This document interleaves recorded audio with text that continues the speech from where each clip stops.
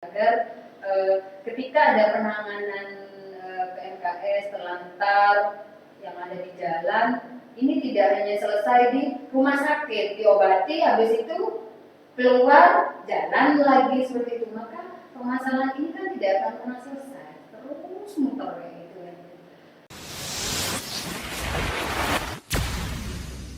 Audio Jungle. Halo kawan netizen, kembali lagi di ngobrol tipis-tipis. Kalau edisi sebelumnya ada rekan saya Dahlan, kali ini saya Uci yang akan ngopi bareng sama narasumber kita. Sebelum kita ke narasumber kita pada kali ini, saya ingin mengingatkan kawan netizen, beberapa waktu yang lalu di Bondowoso ini ada satu berita yang menggemarkan, yaitu seorang ayah yang bunuh diri H-1 menjelang pernikahan anaknya. Dan kabarnya pihak keluarga itu menyebutkan bahwa sang ayah ini memiliki riwayat ODGJ. Nah, narasumber kita kali ini adalah seorang wanita yang memiliki kepedulian sosial terhadap kasus ODGJ. Kita sambut narasumber kita, Mbak Moza. Halo Mbak Moza. Apa kabar Mbak? Baik.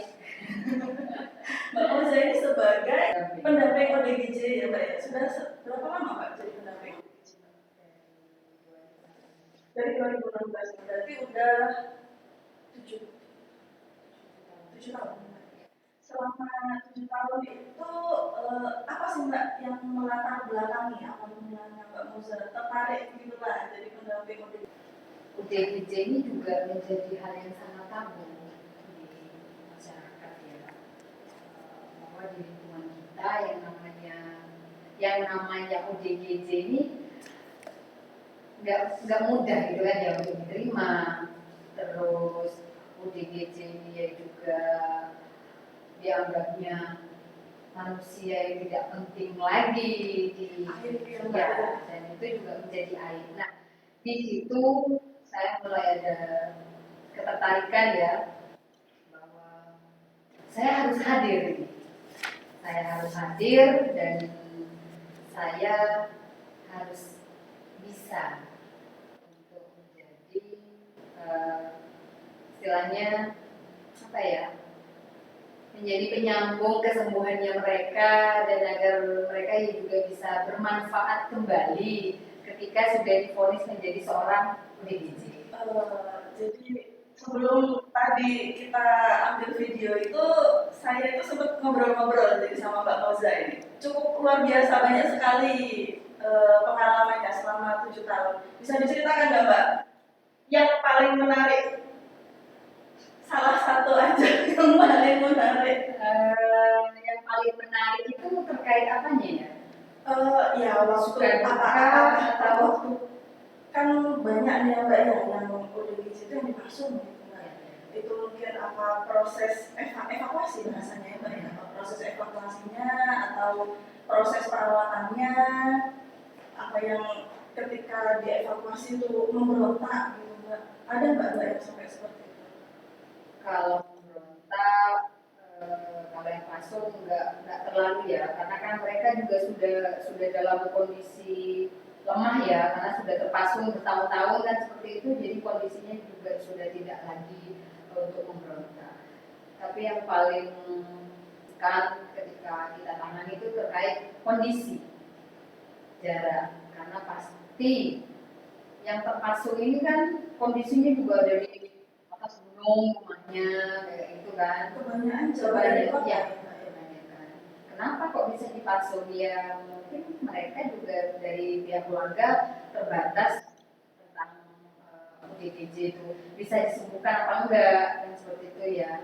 Jadi di masyarakat juga yang namanya ODGJ ya sudah, ini tidak penting, ini dipasung aja seperti itu, agar juga tidak membahayakan, karena kadang dipasung itu membahayakan dan pasti punya latar belakang membahayakan, ngamuk, akhirnya dipasung.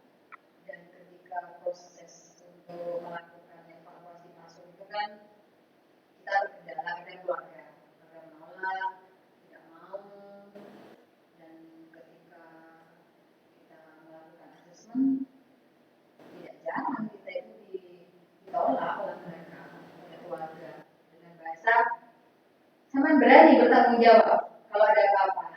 Jadi hal-hal yang semacam itu dilimpahkan lagi ke kita, padahal niatnya kita kan ingin menolong seperti itu. Tapi alhamdulillah sampai saat ini 2018 Bondowoso itu sudah zero pasung. Ya, meskipun hari ini masih ada, tapi itu bukan pasung murni, repasung. Jadi setelah pasung dibebaskan, dipasung lagi. Oh, berarti itu lepas pasungnya pada saat pengobatan aja. Iya, jadi ketika pengobatan sudah lepas pasungnya, dibawa ke rumah sakit, dilakukan pengobatan, tapi kembali ke rumah kisaran 5 bulan atau 7 bulan, kambuh lagi keluarganya males ya untuk membawa pengobatannya, mengambil obatnya, kayak gitu kan, akhirnya masuk kembali. Ambil lagi. Mbak, kalau misalkan yang di jalan-jalan itu Mbak, itu apakah sebagai pendamping ODGJ itu apakah apa ya Mbak ya istilahnya? Iya, jadi yang di jalan itu, oh ini ada ODGJ nih, apakah nunggu ada laporan dari masyarakat baru dievakuasi? Gitu. Kalau untuk hari ini, karena memang Bondowoso tidak ada shelter ya saya hanya menunggu laporan aja.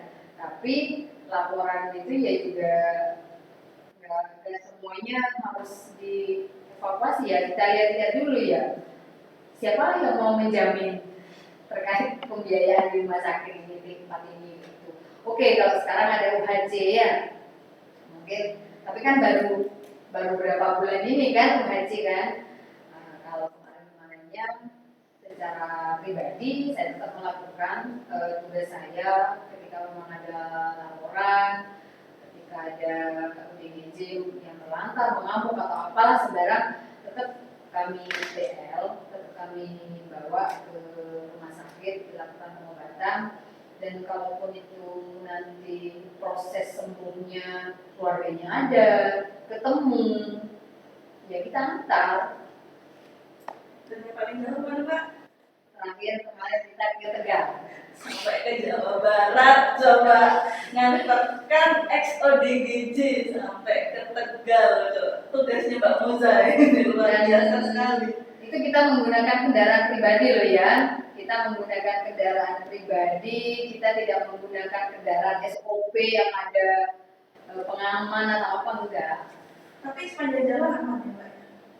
Ya, kalau mau mengatakan aman mungkin saya sudah pasrah gitu ya. Artinya begini, kalau saya memang takdirnya mati dibunuh ODGJ, udah selesai gitu aja, nggak berpikir panjang. Mbak, anggota keluarga yang ODGJ itu apa yang harus dilakukan oleh keluarga? Yang pertama, tidak malu. ODGJ itu bisa disembuhkan, ODGJ itu ada obatnya, ODGJ itu ada dokternya, dan ODGJ itu sama dengan sakit pada umumnya, sakit kepala, seperti itu. Jadi jangan apa ya, penyakit ini jangan keren-kerenan lah gitu. Mending sakit jantung daripada sakit jiwa kayak gitu. Enggak kan? Ya, mereka sama-sama sakit, sama-sama minum obat, ini seperti itu. Jadi alangkah baiknya yang namanya suatu penyakit, ya memang paling tidak ya harus ke medis kan seperti itu. Dan apalagi sekarang ya ODGJ Jawa Timur pun juga sudah mencanangkan yaitu bebas pasung yang seperti itu, dan di dinas sosial juga ada pendampingnya, terus di dinas kesehatan juga ada program jiwanya, ada kader jiwa. Jadi buat apa gitu penyakit itu harus ditutup-tutupi seperti itu. Dan saya yakin kalau keluarga juga terbuka dan memang ingin keluarganya ini sembuh seperti itu ya maka harus melakukan pengobatan dan itu tidak putus obat. Berarti seumur hidup harus minum obat. Ya, harus kontrol juga, harus kontrol. Ya. Harus kontrol juga.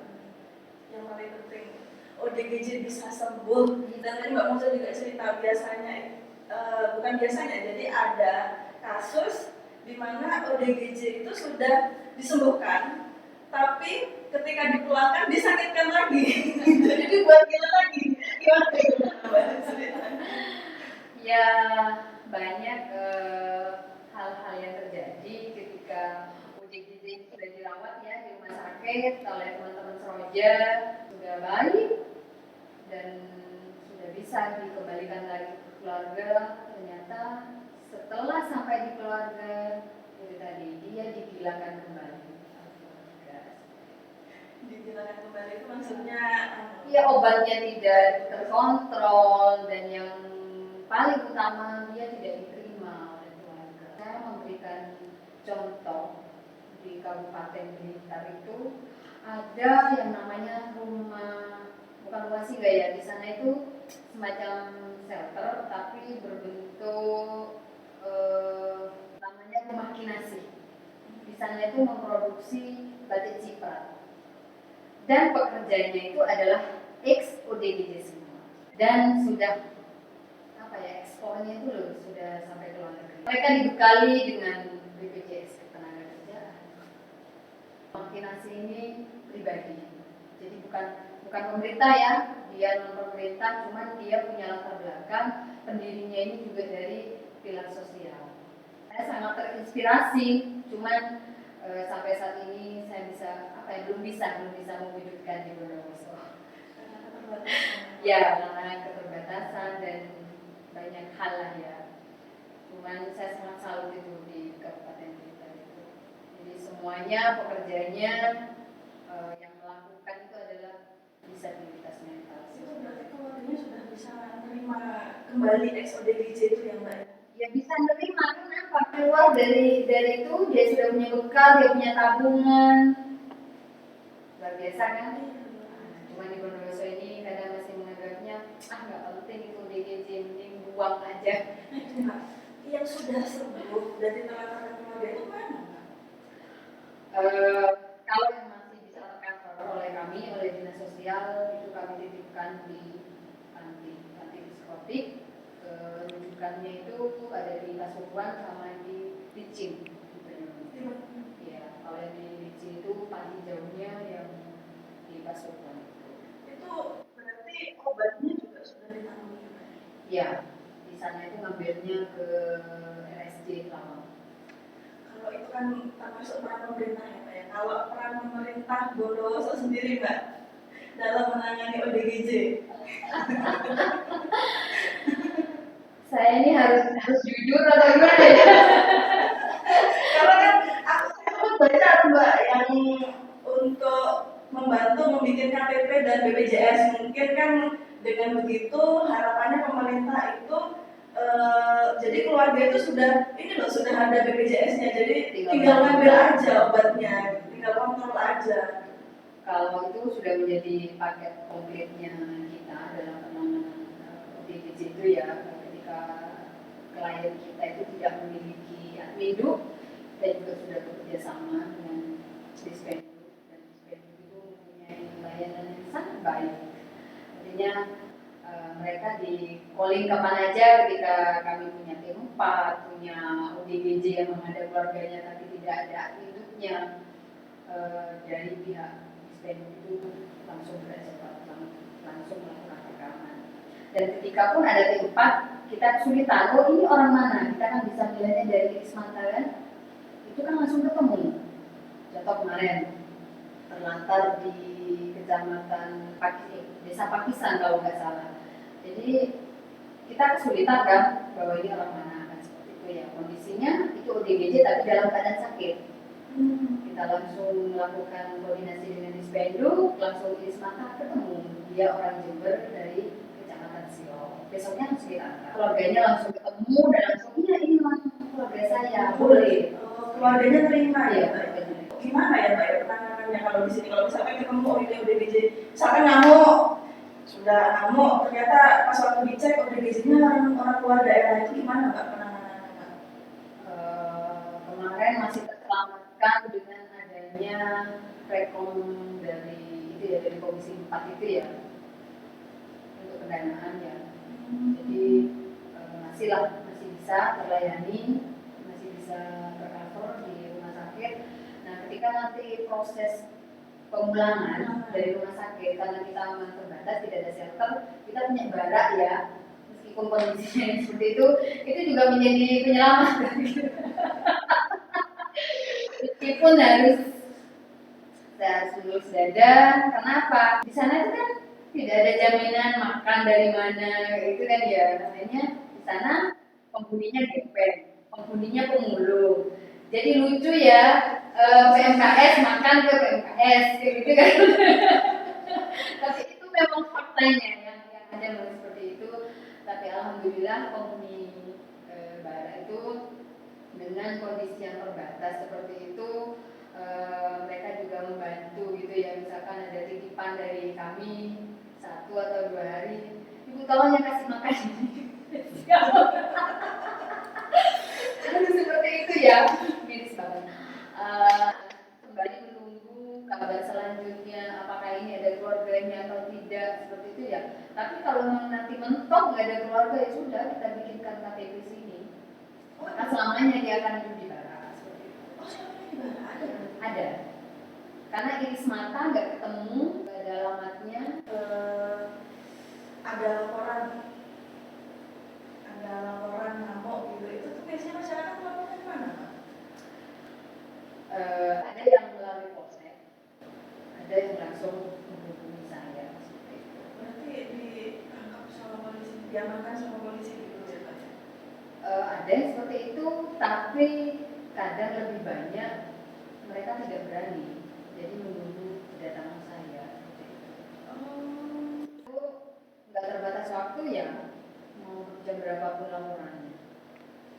Ada nggak Mbak kasus yang seperti itu Mbak? Jadi orang ngamuk Malam-malam banyak. Itu ngamuknya maksudnya ngamuk gimana? Ya kadang mereka berulang mungkin ke rumah warga, jadi kan warga itu merasa ya apa ya, terganggu lah mungkin seperti itu kan. Kadang mereka lapar kayak gitu kan ya, kayaknya datang ke warung kayak gitu. Sampai kehajatan. Ya sampai kehajatan yang kemarin disebelin itu ternyata dia lapar. Tapi itu ada keluarga ya Pak ya? Alhamdulillah itu di Tegal itu ada keluarganya, lengkap bapak ibunya. Diterima tapi Pak akhirnya? Diterima dengan baik, malah kami diterima oleh dinas sosial, oleh camat, oleh desa. Pertanyaan terakhir Pak, harapan kedepannya untuk pemerintah lah, karena kan kita tahu di Bondowoso ini tidak ada shelter ya, jadi ada keterbatasan dalam menangani ODGJ itu Pak. Dari 2016 itu sampai sekarang saya hanya meminta shelter kendaraan. Sampai hari ini kami tidak punya kendaraan operasional. Dan ketika kita melakukan evakuasi selalu menggunakan seadanya dan keselamatannya itu sudah tidak kami pikirkan lagi. Kita tidak tahu kan seorang PGJ pakai bentor kayak gitu kan ya. Kita nggak tahu kapan dia loncat. Nah nanti yang disalahkan kan pasti kita karena kita tidak menggunakan SOP seperti itu.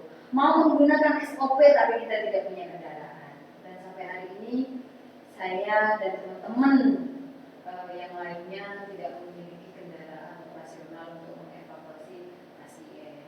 Nah, shelter tersebut saya mohon dengan sangat untuk pemerintah Bondowoso ini ya kasih lah ya, meskipun hanya berapa lokal kayak gitu ya, dan kalau bisa ya memang ya shelter yang sesungguhnya kayak seperti itu ya, agar ketika ada penanganan PMKS terlantar yang ada di jalan ini tidak hanya selesai di rumah sakit, diobati habis itu keluar jalan lagi seperti itu, maka permasalahan ini kan tidak akan pernah selesai, terus muter kayak gitu ya.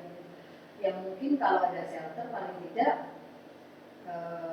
klien ini, PMKS ini telah pengobatan di rumah sakit, kalau ini tidak ada keluarganya seperti itu yang betul-betul keempat kayak itu kan ya, kan kita bisa rawat di shelter tersebut dan kita bisa memberdayakan menyampaikan apa yang memang menjadi, misalkan mereka punya keahlian, karena kan teman-teman UDGJ ini, sahabat UDGJ ini rata-rata ya mereka punya keahlian kayak gitu. Kalau memang ya ini dilatih, contohnya yang di Blitar itu yang ada itu. Dan di Bondowoso pun saya yakin dari sekian UDGJ yang ada di Bondowoso ini pasti punya kelebihan lah yang harus. Kalau misalkan ya itulah kasusnya kayak yang hajatan gitu, terus ada ODGJ yang berulah gitu, itu kemana seharusnya masyarakat melapornya? Bisa ke polsek ya, karena kita juga sudah ada kerjasama, dan bisa ke teman-teman PKSK ya, karena di setiap kecamatan kan kita punya ada kepanjangan tangannya dari dinas sosial, namanya PKSK ya, tenaga kesejahteraan sosial, dan juga teman-teman PKH juga ada di sana, ada teman-teman PSM, ada Tagana di sana, mereka juga sudah paham kan. Jadi dari sana mereka bisa meneruskan ke kami, dan setelah itu baru kami akan membawa ke rumah sakit. Terima kasih rumah sakit. Ujung-ujungnya ke rumah sakit. Ya, saya terima kasihnya ke rumah sakit, karena kalau tidak ada rumah sakit di Bondowoso ini tidak melakukan perawatan jiwa dan tidak ada dokter jiwanya, ya mungkin Harus menempuh perjalanan jauh ya, karena itu ya, mungkin Pasung akan sama dengan kabupaten lainnya. Kita tidak akan bebas Pasung, dan saya yakin Pasung pasti akan sangat banyak. Berkaca kepada kabupaten lain seperti kemarin, membebaskan Pasung 15, membebaskan Pasung 20. Itu membebaskannya, belum perawatannya, belum kompleksnya. Terima kasih rumah sakit. Terima kasih banyak ya Mbak Musa ya, sudah mau ngopi bareng saya. Perdana ini ngopi bareng saya, sudah banyak dibantu. Nah, untuk kawan Ijen, terima kasih sudah menyaksikan ngobrol tipis-tipis edisi kali ini. Poin pentingnya adalah ODGJ itu bisa sembuh, jadi jangan sampai dikucilkan lah, karena kesembuhannya itu bisa karena diterima oleh lingkungan sekitarnya. Untuk kawan Radalijen, sekian ngopi kali ini. Jika ada masukan atau ada masukan siapa sih narasumber kita selanjutnya, bisa komen di bawah. Jangan lupa untuk subscribe, like, dan juga share video ini. Ya, terima kasih kawan